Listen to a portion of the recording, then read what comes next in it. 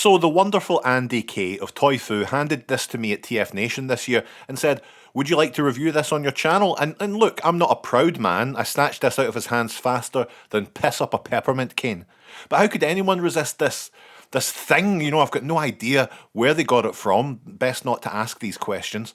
So we're looking at a scaled down, translucent, multicoloured set of knockoff G1 Predacons that combine into this very unique looking abomination. So let's break them down and look at the individual bots before we come back to this. It should be stated before we start, before you start, these little fellas aren't quite what you may remember from their G1 incarnations. There's definitely been a few, what's the word, like liberties? No, not shortcuts. Not like simplifications, maybe, is the best word. For example, the leader of the group, Razor Claw or Rainbow Claw in this instance, they've got all the hallmarks you'd expect from the character, except his sword. But look, that's a pretty big omission, actually. You know, they've got this lion head on the chest and the cannons on the arms and the backwards legs that are fused in place. Yeah, I see what they've done here. You can elongate the waist, but you can't twist them around because it's all one solid piece of plastic. So we have backwards legs. You know, a simple transformation later though, and we've got this lion mode, which is much more successful. That may be a running theme throughout this review. We've got his twin concussion blasters, which are, you know, they occasionally deign to open up and clip into place. It depends on the mood, the velocity of the wind, humidity, etc. Dive Bomb, or Glitter Bomb as we'll call them here, starts off a little bit awkwardly, but at least their legs are the right way around. There's no opening on the eagle mouth here for the face is plonked on the underside like so. He's got tiny, stubby little arms too, but this incredible winged backpack forgives all. Well, most of these sins, you know, one sin. Let's call it one sin. Transformed into the eagle mode, and yeah, this is much better. Standing upright or in flight mode, he's a treat to behold, especially in this lovely purple, clear and green scheme.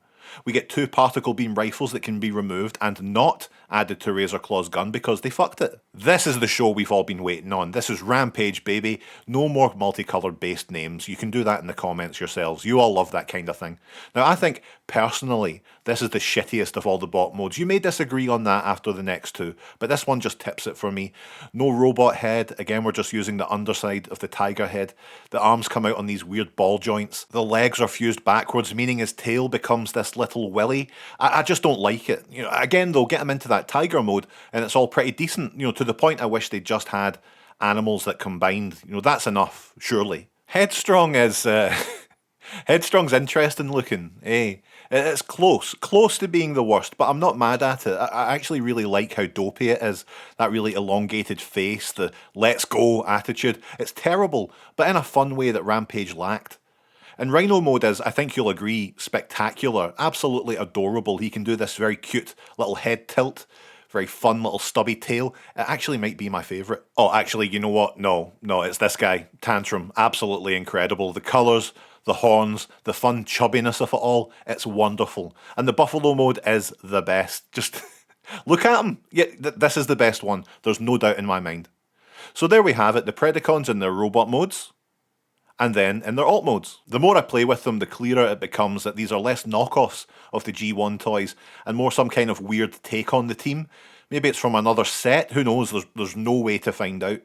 You know, the animal modes, great. The robot modes, mostly terrible. But I don't think the Predacons have ever had a reputation for having fantastic robot modes. I don't know, I've legit never played with them, so not speaking from a place of knowledge or authority here, which I know will shock a lot of you. We're here for the Combiner, for Predaking, yes? Okay, right, we can do that. You know, take a breath. The accessories you'll need are 2 big stompers, 2 very sharp-looking hands, a helmet, and that's it. All the limbs can extend at the waist, but as I say, they're all fused in place, but that doesn't have an effect on the combination. Altogether, once combined, I do have to say, I love it. It's so weird and unique. It's a brick, definitely, no real articulation, save for the arms moving at the shoulders. But again, it's not necessarily what you come to a set like this for. It's a spectacle, it's an oddball, something that doesn't quite fit neatly into a little box, like all of us here at TRDQ. Small Dragon Zord. Orange Mini Boglin that had his ear torn off. No, in fact, you know what? No, we're not doing this again. This is a great set. Despite everything I've said, you know, literally greater than the sum of its parts. This will be available at the next event Toy Fu is at, so you can appreciate it for yourself. Or once again, you can decide to sit on the sidelines as the opportunity of a lifetime passes you by. That came off a little bit harsh. Yeah, I know.